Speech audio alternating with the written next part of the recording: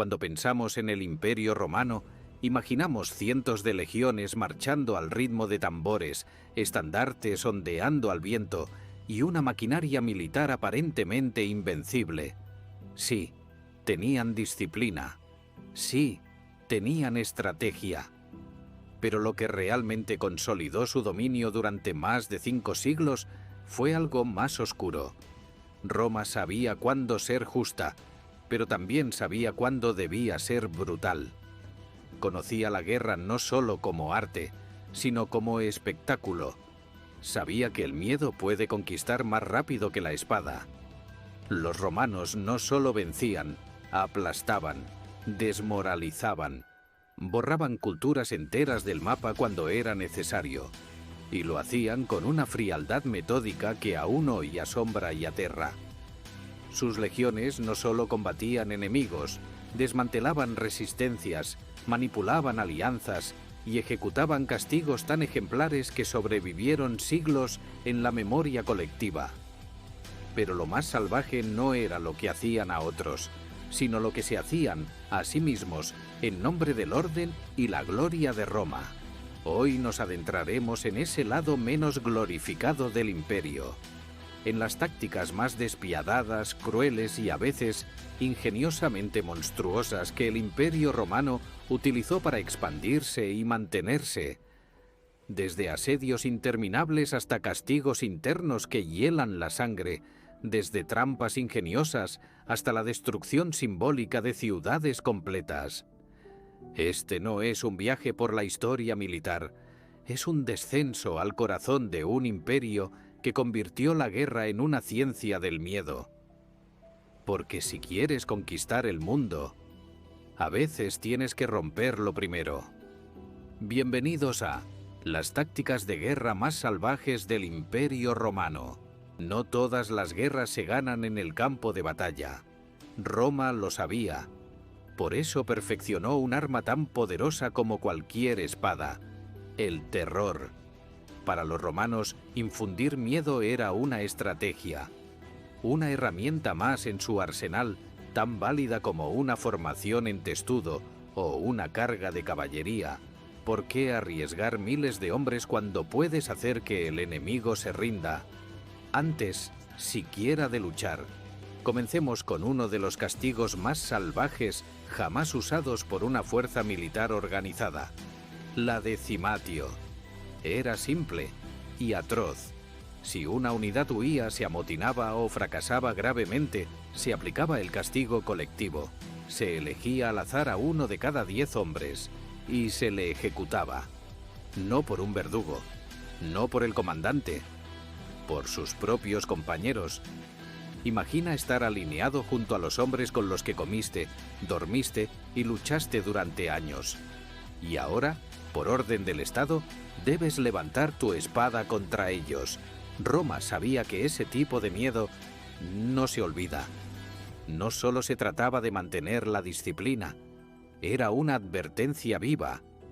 La verdadera amenaza podía venir desde dentro. Pero el terror romano no se limitaba a sus propias filas. Lo usaban como un arma psicológica contra pueblos enteros. Cuando conquistaban una ciudad rebelde no bastaba con tomarla. Había que dejar claro lo que pasaba con los que desafiaban al águila romana. ¿El método? Crucifixión masiva.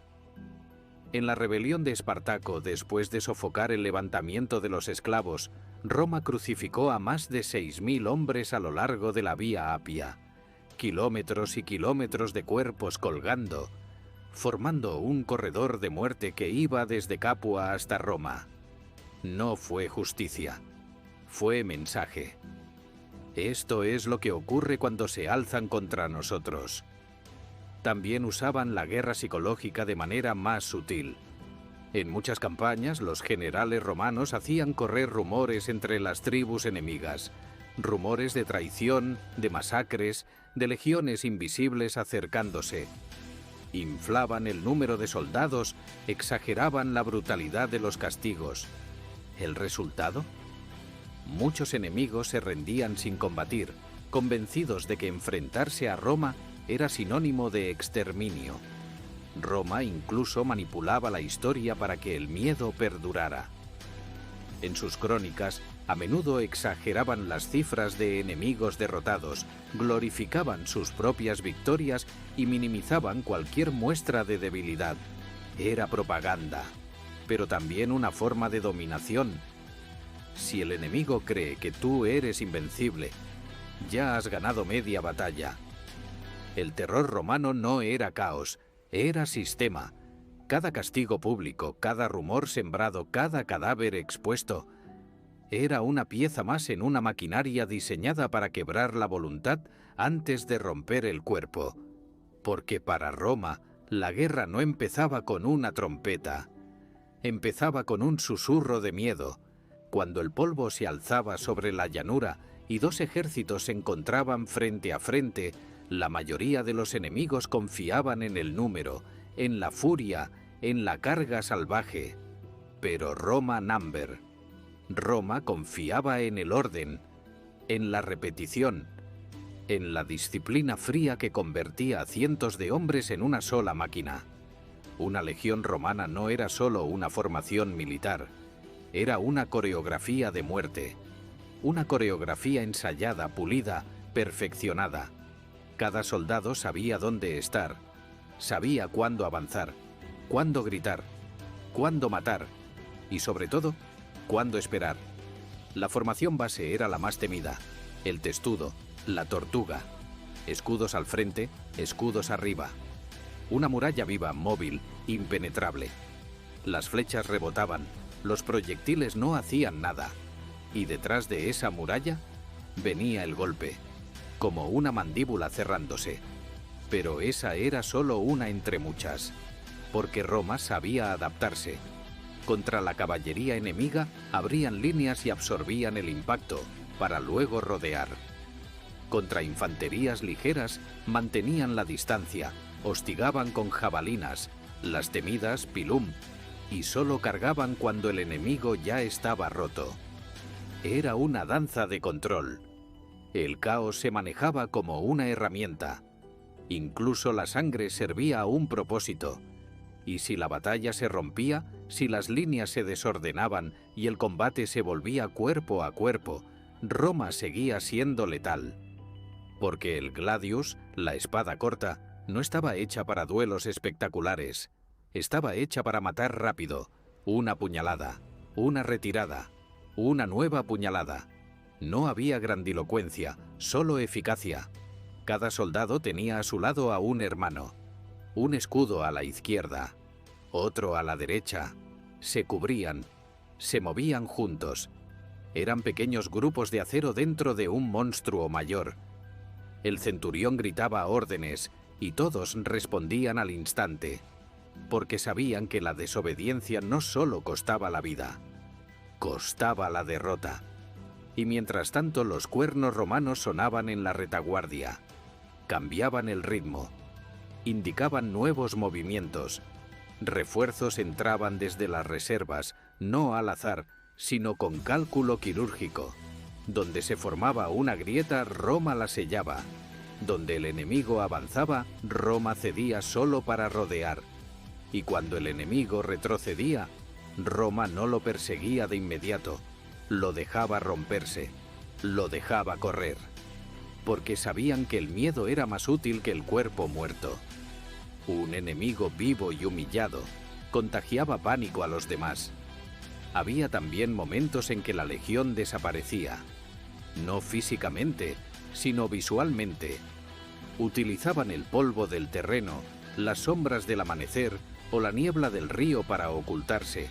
Cambiaban de posición sin que el enemigo lo notara. Y cuando atacaban, lo hacían desde donde nadie lo esperaba. Porque la sorpresa no era una excepción, era parte de la estrategia. Y si el terreno lo permitía, colocaban trampas antes de la batalla. Estacas, zanjas, hoyos cubiertos. El enemigo llegaba con furia y caía en un campo cuidadosamente diseñado para romper su impulso. La batalla, para Roma, comenzaba antes del primer choque. Era diseñada, no improvisada. Y cuando finalmente el enemigo era rodeado, Ya no era una batalla, era una ejecución. Roma entendía que el combate no se ganaba con coraje, se ganaba con orden, con frío cálculo, con soldados que actuaban no por impulso, sino por doctrina.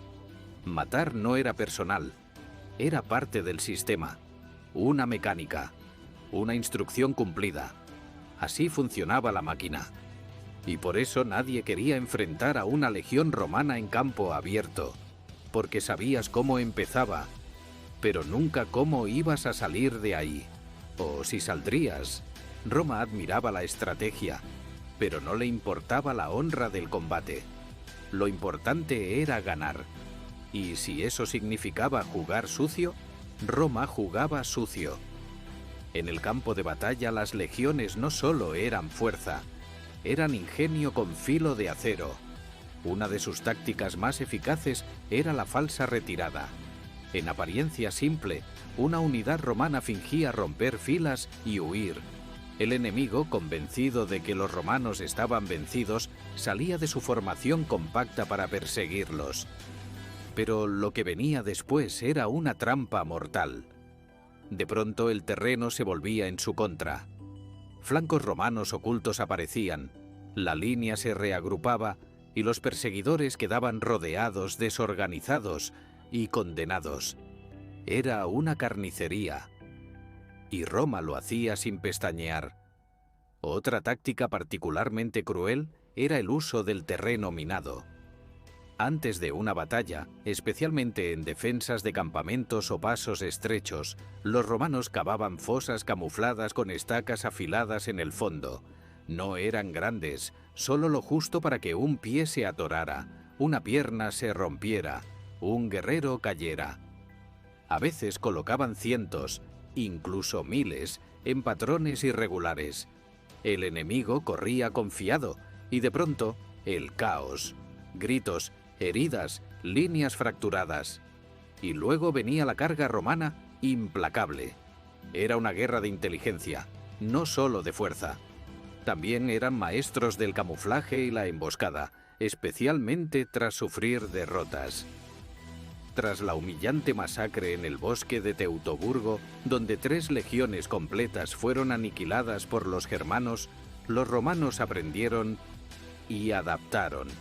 Comenzaron a emplear falsas columnas de suministro, señuelos, espías disfrazados de mercaderes. Una vez, al enfrentar a tribus galas que se resistían ferozmente, fingieron abandonar una posición durante la noche. Dejaron el campamento intacto, las fogatas ardiendo, todo igual. Cuando los enemigos entraron a saquear, la emboscada se cerró desde el bosque. Nadie sobrevivió para contarlo. Pero Roma lo escribió, para que otros lo supieran. Y si hablamos de trampas, ¿qué mejor trampa que la manipulación del tiempo mismo? Los romanos sabían cuándo ralentizar una guerra para desgastar al enemigo, o cuándo provocarlo sutilmente para hacerlo atacar antes de estar listo. En varias campañas en Hispania usaban el ritmo del conflicto como un arma. Se retiraban ligeramente, destruían cultivos a su paso, bloqueaban fuentes de agua. El enemigo moría de sed antes de poder empuñar la espada. ¿Batalla directa? A veces. Pero muchas veces, Roma ganaba antes del primer choque de escudos. Incluso los campamentos romanos eran trampas disfrazadas de fortalezas, diseñados con precisión, en forma de cuadrícula, con salidas estratégicas, barricadas móviles y campos despejados al frente. Si alguien atacaba un campamento romano sin conocerlo, entraba en un laberinto mortal. Y si lograba entrar, muchas veces los legionarios fingían desorden o confusión, solo para atraparlos en un punto ciego, rodearlos y eliminarlos a todos. Roma convirtió el campo de batalla en un tablero, y al enemigo en una ficha que nunca entendía las reglas hasta que era demasiado tarde. Porque en la guerra no gana el que golpea más fuerte, gana el que golpea donde el otro no ve. Si había algo que Roma sabía hacer mejor que cualquier otra civilización de su tiempo, era tomar ciudades. No importa cuán altas fueran las murallas, cuán bien protegidas estuvieran las puertas o cuán desesperados lucharan sus habitantes. Roma no siempre vencía por velocidad, vencía por desgaste, por hambre, por miedo, por paciencia. Y cuando una ciudad se resistía, Roma la convertía en un laboratorio de sufrimiento. Lo primero era el cerco. Las legiones no atacaban a lo loco. Number rodeaban la ciudad por completo, cortaban suministros, interceptaban refuerzos, construían empalizadas dobles, una para impedir la salida de los sitiados, otra para impedir el ingreso de ayuda exterior. Los habitantes quedaban atrapados en su propio hogar, como animales en una jaula. Y ahí comenzaba la verdadera guerra, la guerra de asedio. No era solo una cuestión de fuerza, sino de resistencia. Días, semanas, meses, incluso años. Roma esperaba. Y mientras esperaba, levantaba torres móviles, catapultas, arietes cubiertos, túneles bajo tierra. No dejaban de construir. Eran arquitectos de la destrucción. En Numancia, por ejemplo, los romanos no lograron romper las murallas, así que rodearon toda la ciudad con un muro de más de 9 kilómetros de largo, un anillo de piedra y acero. Nadie entraba, nadie salía. Al final, los habitantes murieron de hambre o se suicidaron. Así funcionaba la máquina romana, sin prisa, sin pausa, sin piedad. Pero cuando decidían atacar, lo hacían con precisión quirúrgica. Las torres de asedio se empujaban hasta las murallas, cubiertas de cuero húmedo para evitar que el fuego las destruyera. Desde allí, los soldados lanzaban proyectiles o saltaban dentro de la ciudad. Las catapultas aplastaban puertas, las ballestas escorpión destruían defensas. Y si eso fallaba, entonces excavaban. Los ingenieros romanos cavaban túneles para colapsar cimientos desde abajo.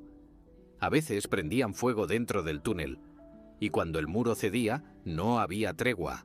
Las legiones entraban como una ola de hierro. Una vez dentro, todo cambiaba. La disciplina desaparecía.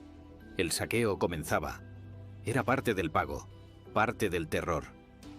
Roma permitía que los soldados hicieran lo que quisieran durante un tiempo limitado.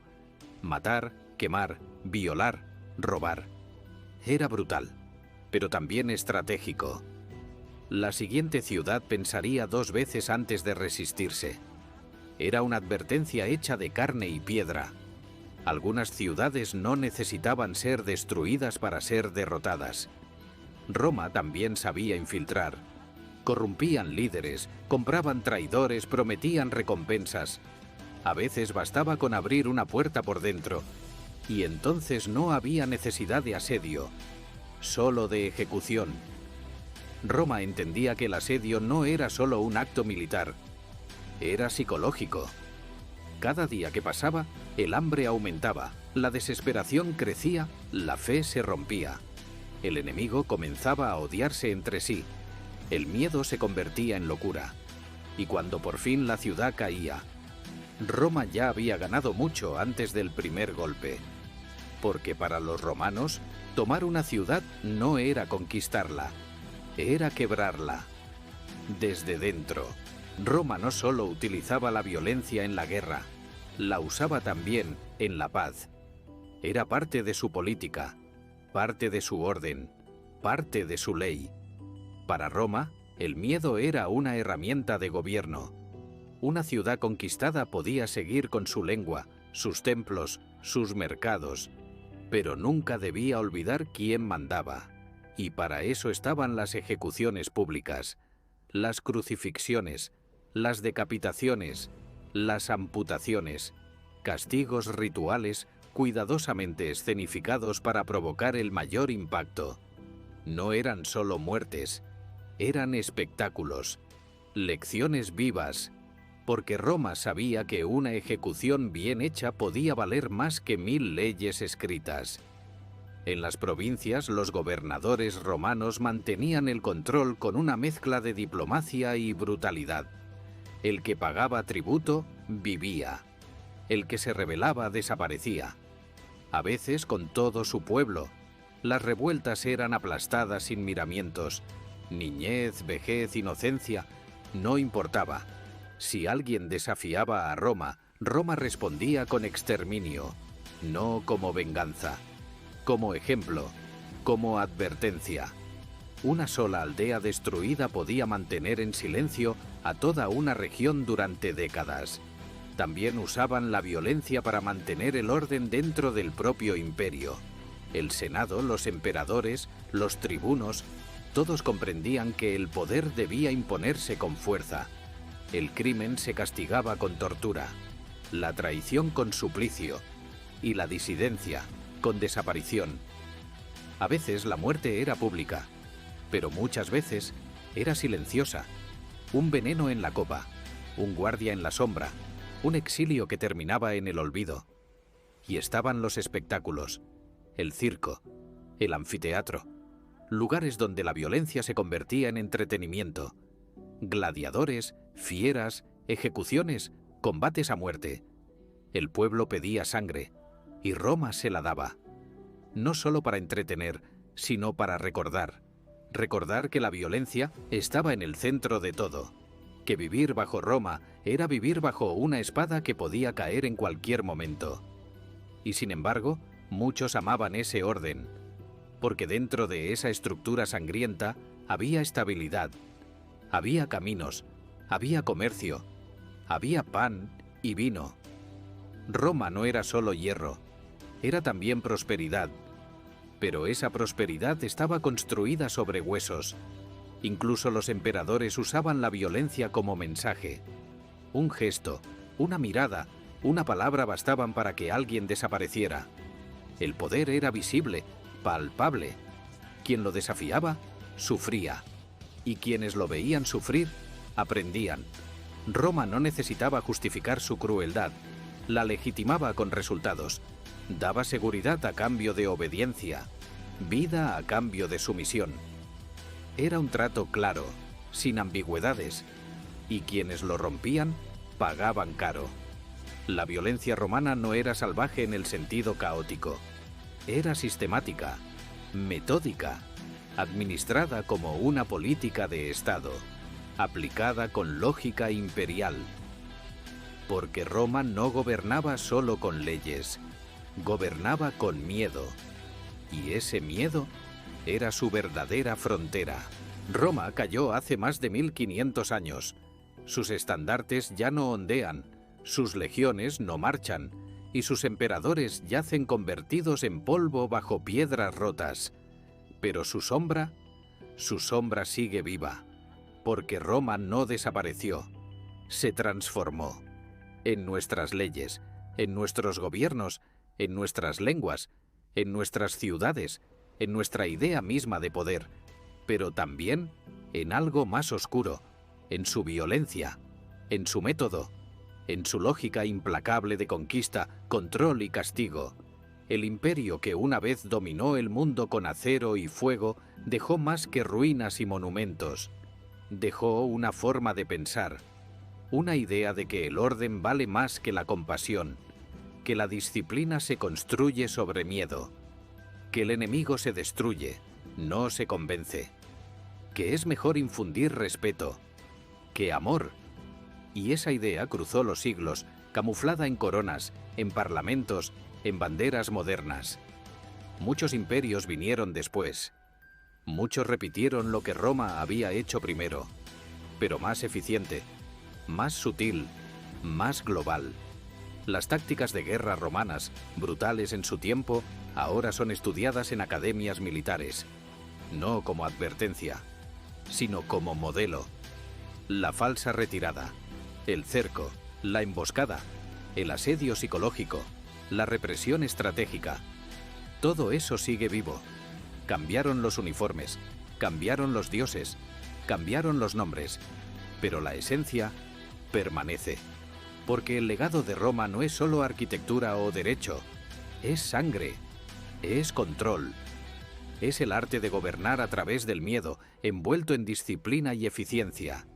Y sin embargo hay algo más, algo que hace que pese a todo el mundo admire a Roma, su orden, su ingeniería, su capacidad de construir mientras destruía, de civilizar mientras conquistaba, de ofrecer caminos, baños, acueductos, mercados, a cambio de obediencia. Y esa dualidad es el verdadero legado romano.